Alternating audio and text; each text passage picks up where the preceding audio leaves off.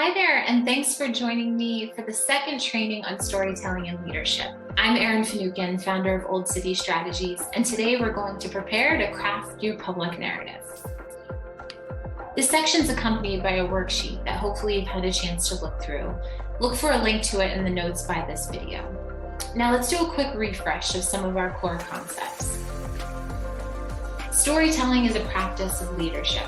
And for the purposes of this training, leadership is defined as accepting responsibility for enabling others to achieve shared purpose under conditions of uncertainty. Public narrative is a leadership practice of translating values into action. Public leadership requires the use of both the head and the heart to mobilize others to act effectively on behalf of shared values. It engages people in interpreting why they should change the world, their motivation, and how they can act to change it, their strategy. Public narrative is the why, the art of translating values into actions through stories. And for this work, we consider 3 questions posed by Rabbi Hillel.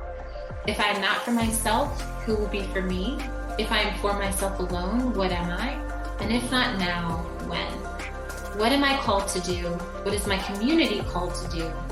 And what are we called to do now?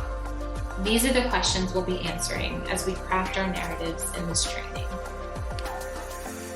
At the end of your advocacy day, each of you are going to craft your own public narrative combining the story of self, the story of us, and the story of now.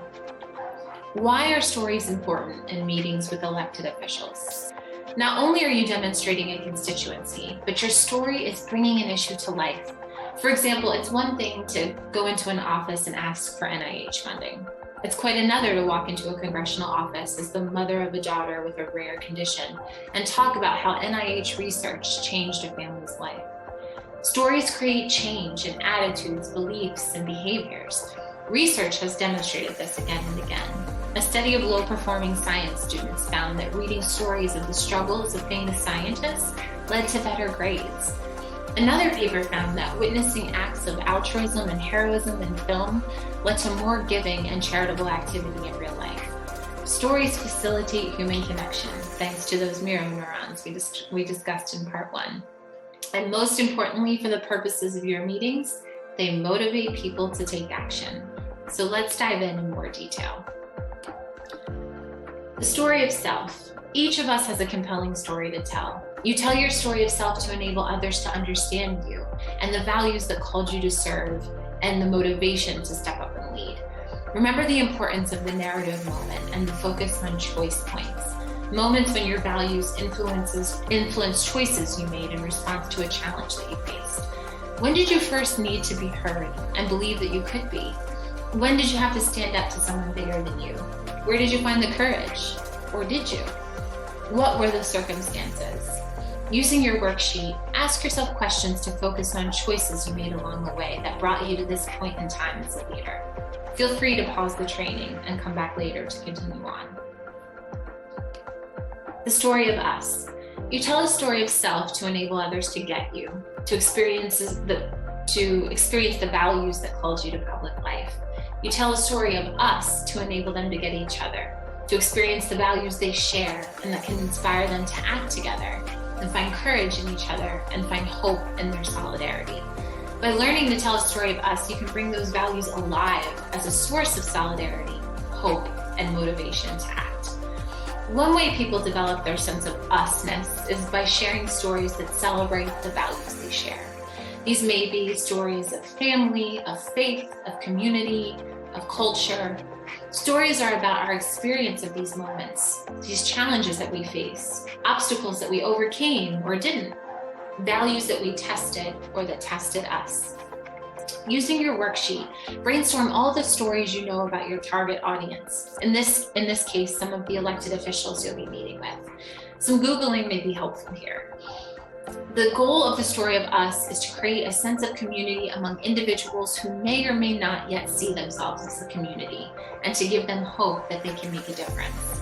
Your goal here is to tell a story that evokes the shared values of your audience and shows that why we in particular are called to take responsibility for action now. For example, if I were meeting with Senator Bob Casey from Pennsylvania, I may build an us around our shared experience as people who were raised Catholic, or an us as parents both committed to advocating for children. Story of now. Now we know why you've been called to your mission. We also know who the us is that you will call on to join you in that mission. A story of now articulates the urgent choice faced by the us that requires action. A challenging vision of what will happen if they don't act, a hopeful vision of what could be if they do, and a call to choose commitment to the action required. Using your worksheet, draft the elements of your story of now.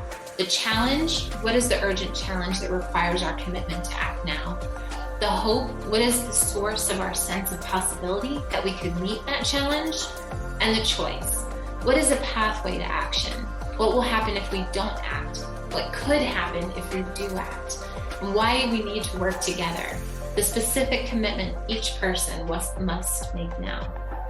A story of now concludes with a specific call to action. For example, Senator, will you join us and sponsor this piece of legislation? If you're not sure what your call to action is, touch base with your lead MN or Today's Students Coalition contact, and they'll get you what you need. Some overall guidance and best practices as you craft your narrative. So first, it should be no longer than 3 minutes, approximately 1 minute for self, us, and now. Be authentic, be yourself.